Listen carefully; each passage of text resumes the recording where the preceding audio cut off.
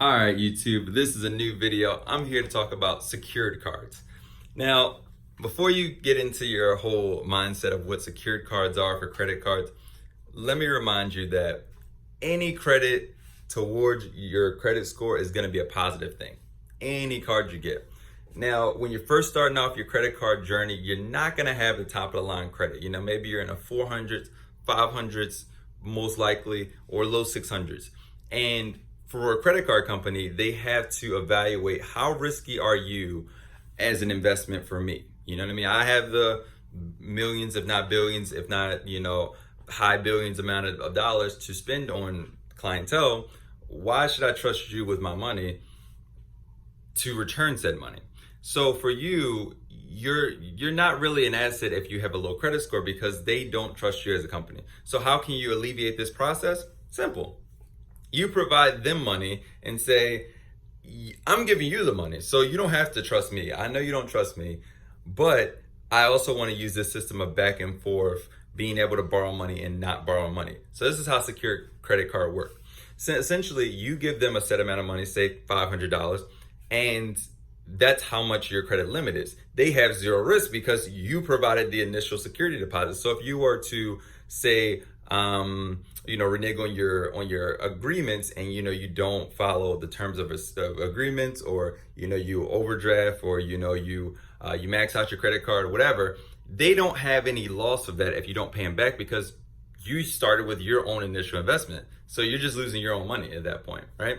So it's a win-win for them. And if you do decide to be a responsible person, then it not only will help you because you'll build credit slowly but surely, but it also makes you look great because then you can get a higher credit limit, which then can help you acquire other secured cards and eventually get those cards unsecured. So what secured cards means is essentially you're spending your own money to start the credit card process, and then at the end, it'll transform into an unsecured card, which means it's basically the bank's money. It's the bank's money or the creditor's money that you're using. So you might start off with $500, and maybe over 2-3 years time, if you've been responsible, it might skyrocket to $3,000, $4,000 off that initial $500.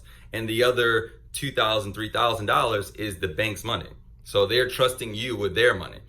And that's how amazing secured cards are. This is a little plethora of my secured cards, so you can see just a few of them.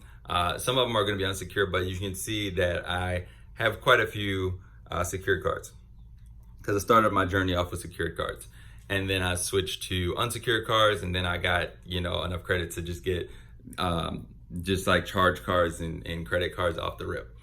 But the secured cards is the key because when you first start off, no one is going to trust you, and you have to go with your gut and go with the secured cards. I would say the top two right now are going to be Citi and Capital One. Don't trust any other smaller banks or I know that. No. Just go with those two, like any other smart investor or smart credit, beginner, novice, because you're really going to need these two to help you out. And when they tell you what do you want to put in for your minimum security deposit? Make sure it's an even number. So if you 500, 1,000 is a great number, but if you don't have that much, then just put in 500 for both cards. So 300 on one and 200 on the other one. That way your overall total is 500, which is a nice round number. So when the credit bureau looks at that number, $500 is respectable, right?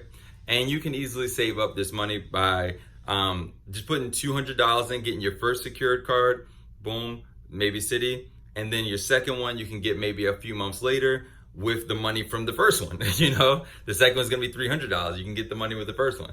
So, or just save up one of your checks and then slowly but surely, save $30, $40 a month until you can afford that $200 or $300, and then put that towards your credit.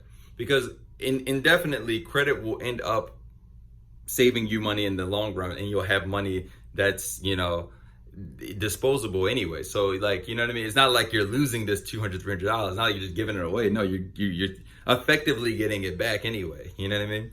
So secured cards are an awesome way to start your credit card journey. The links are going to be in the description of the two that I'm referring to, the Citi and the Capital One. And if you have any questions or you need any more guidance on this issue, Write in the comments below. Make sure you subscribe to the channel, like this video, and always have an aqua day.